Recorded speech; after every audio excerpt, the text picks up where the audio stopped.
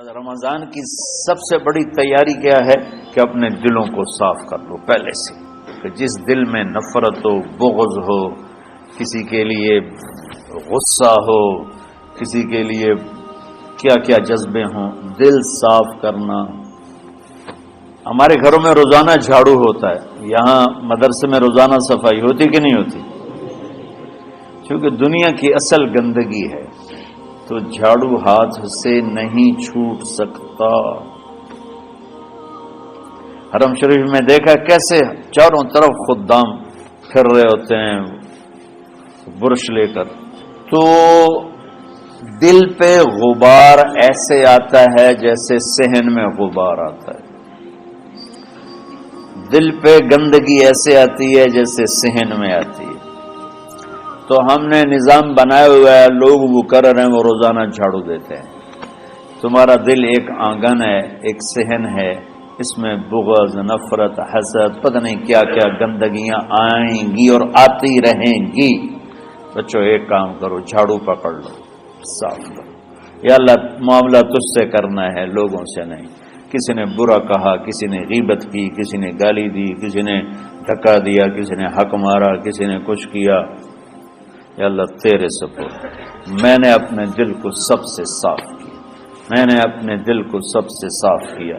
یہ اتنی بڑی عبادت ہے کہ بڑے بڑے نفلوں والے، تہجد والے، حج عمرے روزے والے تمہیں نہیں پکڑ سکیں گے، کیونکہ اس کا کرنے والا دنیا میں کوئی نہیں۔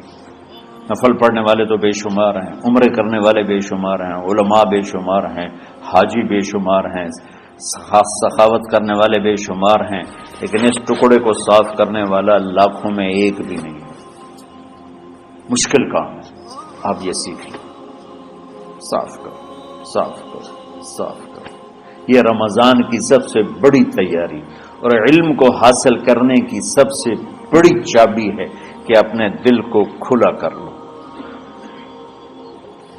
کوئی چیز خالی ہوگی تو کچھ آئے گا۔ جس دل میں بغض بھرا ہو، نفرت بھری ہو، حسد بھرا ہو، کینہ بھرا ہو، اس میں خاک آئے گا، اس میں تو علم کی ایک کرن بھی نہیں آئے گی۔ تو زبان سے چاہے جتنے مرضی موتی بکھیرے، دل اس کا اندھا ہوگا۔ لا تعمل ابصار ولكن تعمل قلوب التي في الصدور۔ یہ آنکھوں سے اندھے نہیں، دل سے اندھے ہیں۔ تو بچوں اپنے دل کو صاف کرنا سیکھو۔ وہ کتنی مشہور حدیث ہے، آپ نے کہا اس دروازے سے ایک جنتی آ رہا ہے، تو ایک انصاری صحابی داخل ہوئے، جوتا ہاتھ میں، داڑھی میں وضو کا پانی۔ اگلے دن اس دروازے سے ایک جنتی آ رہا ہے، تو ایک صحابی آئے، ہاتھ میں جوتا، داڑھی میں وضو کا پانی، وہی صحابی۔ اگلے دن اس دروازے سے ایک جنتی آ رہا ہے، تو وہی صحابی 3 دن جنت کی بشارت لی۔ اس صحابہ کی جماعت میں ایک شخص ہیں جن کا نام ہے عبداللہ بن عمرو بن عاص۔ ان سے بڑا عبادت گزار صحابہ میں کوئی نہیں تھا، نہ سابقین میں، نہ متاخرین میں، نہ پہلوں میں، نہ بعد والوں میں۔ ان کی عبادت کیا تھی؟ ساری رات جاگنا، سارے دن کا روزہ، اور ایک ختم قرآن صبح سے شام۔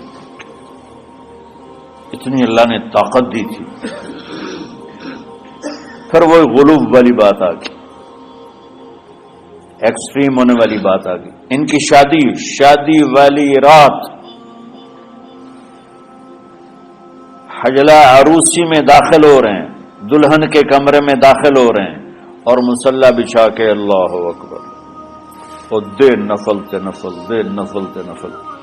ان کی بیگم نے دیکھا تو وہ بھی خیر کا زمانہ تھا، انہوں نے بھی وضو کیا اور پیچھے مصلی بچھا کے وہ بھی فجر تک نفل پڑھتے رہے۔ صبح ہوئی تو حضرت عمرو بن عاص رضی اللہ عنہ نے پوچھا، بیٹی رات کیسی گزری؟ کہا جی ماشاءاللہ آپ کے بیٹے تو بڑے عبادت گزار ہیں، ساری رات نفلوں میں ہی گزری۔ تو وہ ان کو شکایت کر دی۔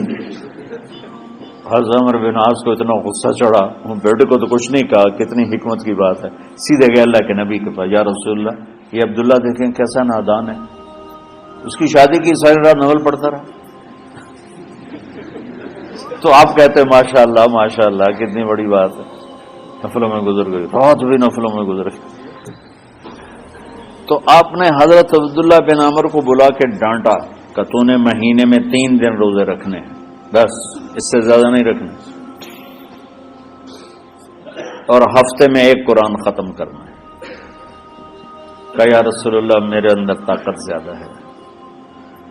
تو اچھا 15 دن روزے رکھنے، کہ نہیں میرے اندر طاقت زیادہ ہے۔ آپ اس کو تھوڑا تھوڑا کر کے گھٹاتے رہے، اور وہ ہر دفعہ نہیں یا رسول اللہ میرے اندر طاقت زیادہ ہے۔ تو آخر میں آپ نے کہا اچھا چلو 100 میں داؤدی پہ آ جاؤ، 1 دن روزہ رکھو، 1 دن افطار کرو، اور 3 دن سے پہلے قرآن ختم نہیں کرنا۔ تو آپ نے اس کو پیچھے کیا۔ یہ بیٹھے تھے اس محفل میں، ان کے دل میں آیا کیا یہ بزرگ مجھ سے زیادہ عبادت کرتے؟ رات میں ساری جاگتا ہوں، دن روزہ رکھتا ہوں، 1 ختم کرتا ہوں، تو جنت کی بشارت تو مجھے ملنی چاہیے تھی، ان کو کیسے مل رہی؟ یہ کسی کتاب میں نہیں لکھا کہ یہ ان کا جذبہ تھا، لیکن جو کہ میں ان کی سیرت کو جانتا ہوں تو مجھے خیال آتا ہے کہ ان کی نفسیات میں یہ بات آئی ہوگی، کیونکہ صرف انہی کو خیال آیا کہ میں جا کے دیکھتا ہوں کہ یہ بزرگ کیا کرتے ہیں۔ تو ان کے پاس پہنچ گئے، چاچا ذرا، وہ ادھیڑ عمر تھے، چاچا وہ میرے ابا تھوڑے ناراض ہیں، تو کچھ دن آپ کے پاس گزارنا ہوگا، بیٹا بسم اللہ آ جاؤ۔ اب رات ہوتے ہی عشاء کی نماز پڑھ کے انہوں نے جلدی سے چادر اوپر لی اور یوں سراغ کر کے ان چاچے کو دیکھنے لگے تھے کہ اب یہ کیا ساری رات سجدہ کرے گا، اور ساری رات روتے روتے روتے روتے مصلی گیلا ہو جائے گا، یا ساری رات رکوع کرے گا، ساری رات قیام کرے گا، ساری رات قرآن پڑھے گا، اس تصور سے یوں دیکھ رہے۔ اور وہ بزرگ صحابی تشریف لائے، سرانے پہ سر رکھا، اللہم بسمک اموت و احیا، ہو گئے۔ اب یہ دیکھ رہے ہیں ابھی اٹھیں گے، ابھی اٹھیں گے، ابھی اٹھیں گے، فجر کی اذان پہ اٹھے۔ اب یہ تو حیران پریشان ہو گئے، یہ کیا؟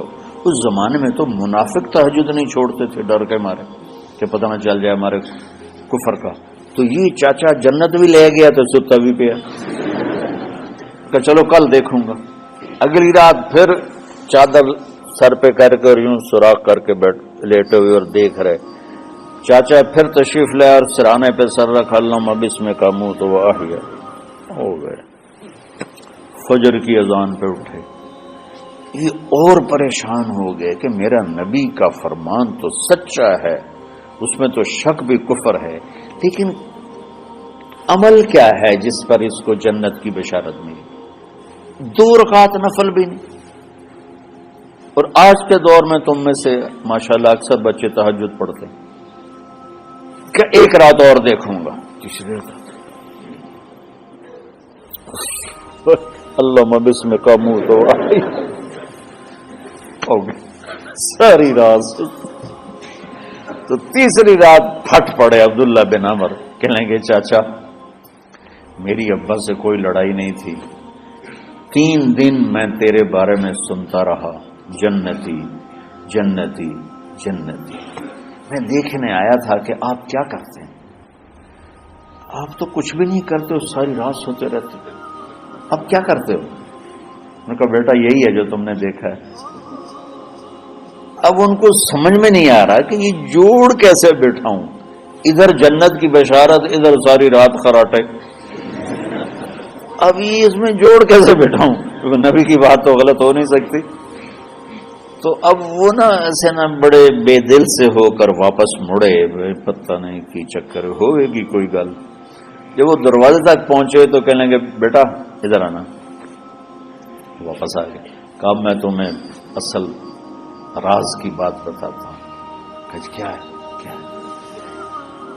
تو یہاں ہاتھ رکھا، کہ یہ جو دل ہے نا اس میں کسی انسان کی نفرت نہیں۔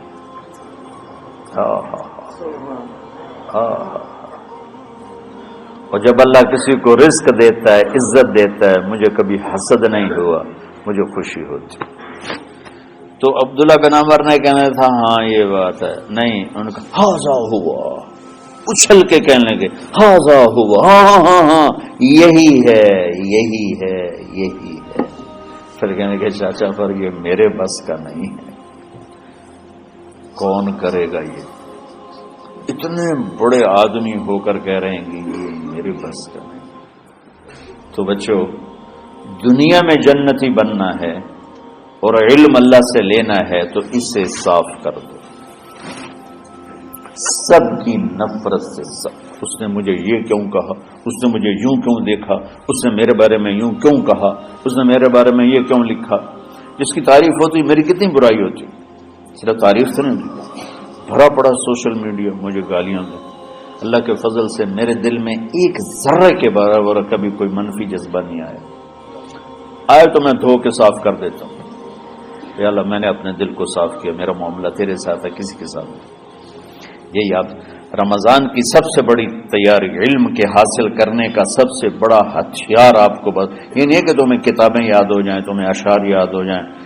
تو ساری امت سے کہتا ہوں رمضان کا استقبال کرو، دلوں کو صاف کر کے، نفرتوں کو مٹا کے، مذہبی نفرت، دنیاوی نفرت، رشتوں کی نفرت، بول چال کی نفرت، سیاست کی نفرت، لین دین کی نفرت، ان سب سے اپنے دل کو صاف کرو تاکہ رمضان میں اللہ نے علم اتارا، اللہ تعالیٰ آپ کو علم عطا فرمائے، اور باقی لوگ جو عام دنیا میں زندگی گزار رہے ہیں ان کے دلوں میں اللہ رمضان کا نور اتارے اور اپنے اور ہدایت کا نور اتارے۔ یہ سب سے بڑی تیاری ہے اس کی۔ اور کسی سے گلہ ہے، غصہ ہے، ناراضگی ہے، کسی سے بولتے نہیں ہو، ابھی سے شعبان آ چکا ہے، آپ شعبان سے رمضان کی تیاری شروع فرما دیتے تھے، تو اس کی تیاری کیا ہے؟ وہ دلوں کو صاف کرو، معاف کرو، معافی مانگو، تمہارا قصور نہیں پھر بھی معافی مانگ لو، دلوں کو صاف کرو، اور اللہ سے سخاوت مانگو کہ اللہ کو سخی بھی پسند ہے اور صاف دل والا بھی پسند ہے۔